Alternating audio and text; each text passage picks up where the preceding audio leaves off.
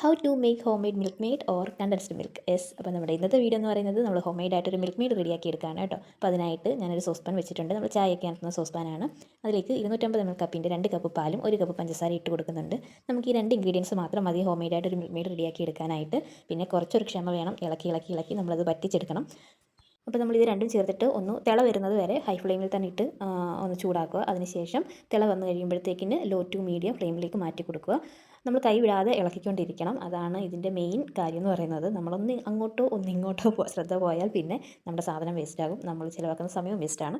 അതുകൊണ്ട് നന്നായിട്ട് ശ്രദ്ധിച്ച് തന്നെ അതിനിടയ്ക്ക് വേറെ ഒന്നിനും പോകാതെ ഇതിൽ തന്നെ കോൺസെൻട്രേറ്റ് ചെയ്ത് നിൽക്കുക. അഥവാ നമുക്ക് എന്തെങ്കിലും അത്യാവശ്യം വന്ന് പോകണം എന്നുണ്ടെങ്കിൽ ഫ്ലെയിം ഓഫ് ചെയ്തതിന് മാത്രം പോവുക.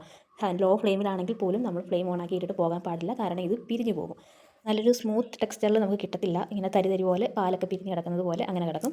അതുകൊണ്ട് ഫ്ലെയിമിൽ ഒന്നാമത്തെ കാര്യം നമ്മൾ കൈവിടാതെ ഇളക്കിക്കൊണ്ടിരിക്കുക. പിന്നെ നമുക്ക് അത്യാവശ്യം ഒന്ന് പോകണമെന്നുണ്ടെങ്കിൽ ഫ്ലെയിം ഓഫ് ആക്കിയതിന് ശേഷം പോയിട്ട് വന്നിട്ട് പിന്നെ ഫ്ലെയിം ഓൺ ആക്കിയാൽ മതിയാകും.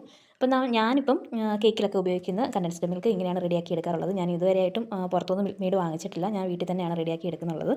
അങ്ങനെ നമ്മുടെ മിൽക്ക് മെയ്ഡ് ഇവിടെ റെഡിയായി വന്നിട്ടുണ്ട്. ഞാൻ ഈ ഒരു കൺസിസ്റ്റൻസിയിൽ ഫ്ലെയിം ഓഫ് ആക്കും. ഇത് തണുക്കും തോറും തിക്കായി വരാറുണ്ട്. ഇപ്പം കുറച്ച് ചൂടാറി. ഇപ്പം തന്നെ ഇത്രയും തിക്കായിട്ടുണ്ട്. തിക്നെസ് കൂടി പോകുകയാണെങ്കിൽ ഒരല്പം ചൂടുവെള്ളം ചേർത്ത് മിക്സ് ചെയ്താൽ മതിയാകും.